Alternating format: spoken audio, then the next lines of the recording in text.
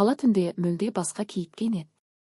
Күндізгі қарбалас, адамдардың асығыстығы, көліктердің шуылы, бәрі бір сәтте жоғалып кеткендей. Тек жарық шамдар ғана ұзын көшелерді бойлай созылып, әлде бір сырды ішіне бүгіп тұрғандай.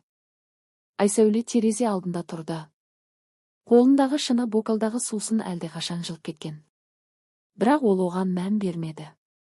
Оның ойы мүлде басқа жақта еді. Бүгінгі кеш өзгеше өтетінін ол таңертең-ақ сезген. Неге екенін өзі де түсіндіре алмады. Бірақ ішкі бір сезім, бір белгісіз толқу оны күні бойы мазалап шықты. Телефоны жарық етті. Келесің бе? Қысқа ғана хабарлама. Бірақ оның артында қанша мағына жатқанын Айсәуле жақсы білді. Бұл жай ғана шақыру емес еді. Бұл шекара. Одан өтсең бәрі өзгереді. Өтпесең бәрі бұрынғы қалпында қалады. Айсәуле көзін жұмып терең дем алды. Бәрі бұрынғыдай қалсын ба? Жоқ. Оның ішінде бір нәрсе баяғыда өзгеріп кеткен. Иә деп жауап жазды ол. Кеш баяу түсті. Қала шамдары бірінен соң бірі жанып көше бойы алтын түске боялды. Айсәуле ұзақ дайындалды. Бірақ бұл сыртқа әдемілік үшін емес еді. Ол өзін жинап алғысы келді. Өз ойларын, өз қорқынышын, өз қалауын. Айнаға қарағанда ол өзін бұрынғыдан өзгеше көрді. Бұл тек сыртқы өзгеріс емес еді. Көзінде бір батылдық пайда болған. Бұрын болмаған. Есікті ашқанда оны үнсіздік қарсы алды. Бөлме кең емес. Бірақ жылы. Жарық жұмсақ. Ауада әлсіз ғана хош иіс бар. Ол отыр екен. Айсәуле кірген сәтте оның көзқарасын сезді.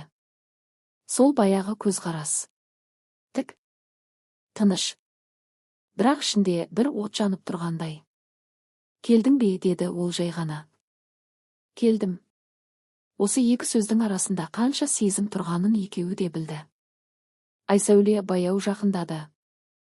Жүрегі қатты соғып тұр. Бірақ ол тоқтамады. Сен өзгеріпсің, деді ол. Мүмкін. Жоқ. Бұл мүмкін емес. Айсәуле күлімсіреді. Бірақ жауап бермеді. Өйткені ол да соны сезіп тұр еді. Олардың арасы тым жақын болып кеткен. Бұрын бұл ара қашықтық сақталатын. Бүгін жоқ.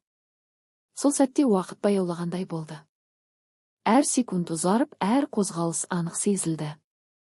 Оның қолы Айсәуленің қолына тиіп кетті. Жай ғана. Бірақ сол жеңіл жанасудың өзі ішінде бір толқын тудырды. Айсәуле көзін көтерді. Олардың көздері түйісті. Және сол сәтте бәрі анық болды. Ешқандай сөз қажет емес еді. Тоқтауға әлі кеш емес, деді ол сыбырлап. Айсәуле басын сәл шайқады. Мен тоқтағысы келмеймін. Бұл шындық еді. Қорқыныш бар. Күмән бар. Бірақ оның бәрінен күшті сол ішкі тартылыс еді. Сол түні олар бір-бірін сөзсіз түсінді. Әр қозғалыс жауап. Әр үнсіздік келісім. Әр дем жақындасу. Бұл жай ғана кездесу емес еді. Бұл шекарадан өту. Айсәуле ешқашан өзін бұлай сезініп көрмеген. Бұл тек жақындық емес. Бұл еркіндік. Өзін қабылдау. Өз қалауын мойындау. Бірақ әрбір шынайы сәттің өз бағасы болады. Таң атқанда бөлмеге суық жарық түсті. Айсәуле оянды. Бәрі тыныш. Өте тыныш. Ол жан-жағына қарады. Бөлме сол күйінде. Бірақ бір нәрсе өзгерген. Ішінде. Ол орнынан тұрды. Терезеге жақындады. Қала қайтадан оянып жатыр. Кешегі тыныштық жоқ. Бәрі қозғалыста. Бәрі тірі. Өкінбейсіз бе? Деген дауыс артынан естілді.